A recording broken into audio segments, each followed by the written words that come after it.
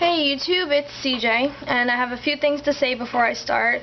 Number one, no, I'm not topless. Somebody asked me this before. It seems like whenever I wear my hair in front, it looks like I don't have have a shirt on.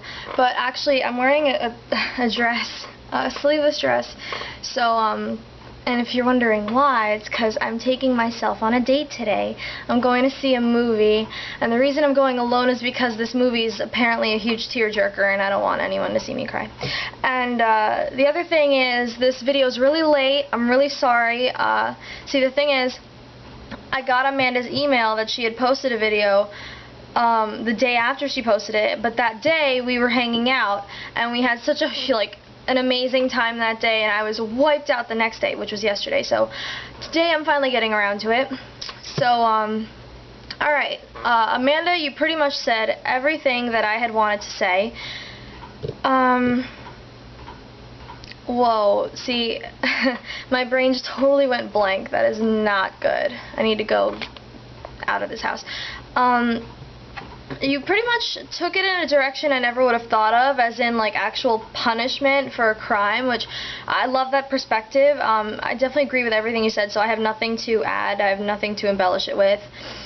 So I'm just going to say my take on that quote is a little weird, a little complicated. I'm not sure if I can explain it because I have this whole philosophy. I'll have to give you like a year's worth of introspection for you to understand it, but I've been really dedicated to introspection for the past year. Like, I mean, I can remember the day I started my whole journey of inward thought and stop stuttering, CJ.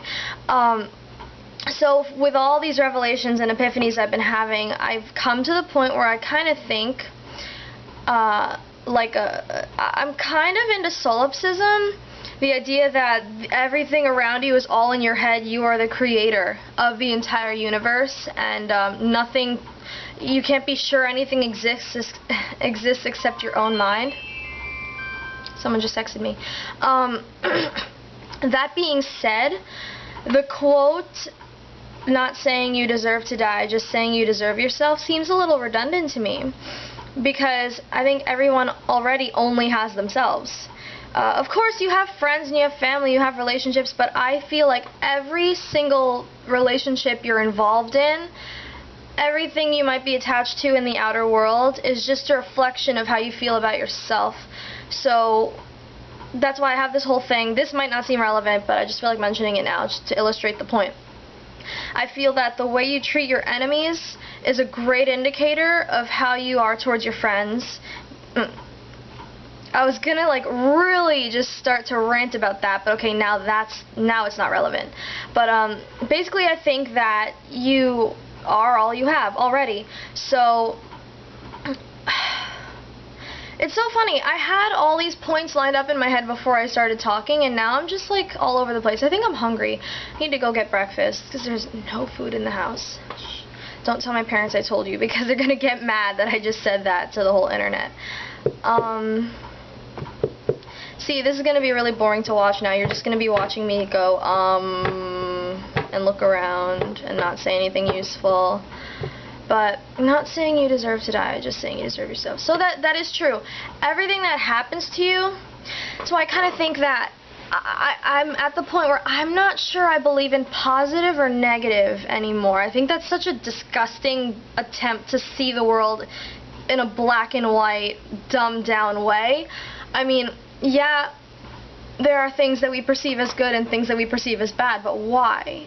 You know, because, I mean, like for instance, if someone's in a car accident, that could be seen as a negative thing, but it's up to them how they want to see it. They could see that as a learning experience, they could see it as positive, or they could be completely neutral about it. I think you decide what's good and what's bad, which is why, because I actually wanted to touch on karma because of this quote, but now I'm not, these points aren't connecting as fluidly as I'd like them to, but let me just say it while I'm on the topic.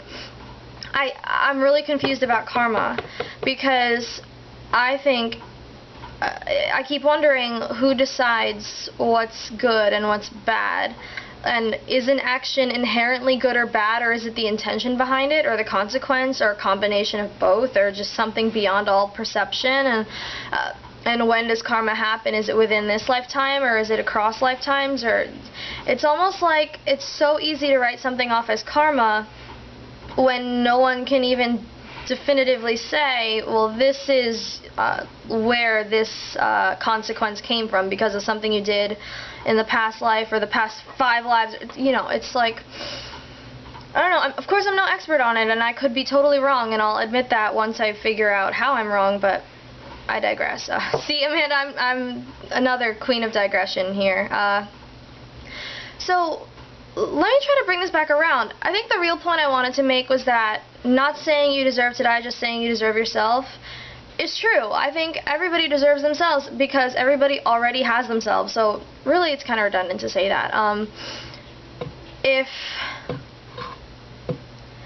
I don't get my head in order, this video is going to be a bust. This video is already a bust. I'm not sure I even have anything really profound to say now because I'm not sure I can explain what it is I wanted to explain. My head is just, seriously, my head is like doing this weird loopy thing right now where it's like waves like crashing around.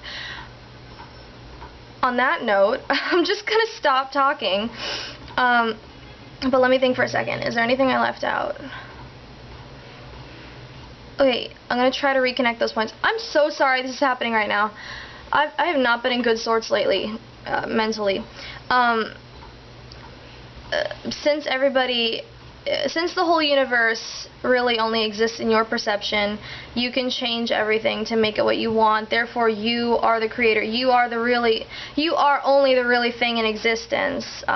If you want to get technical, I'm not saying literally you're the only person alive in the whole world. I mean, you might as well be the only thing that's tangible to you.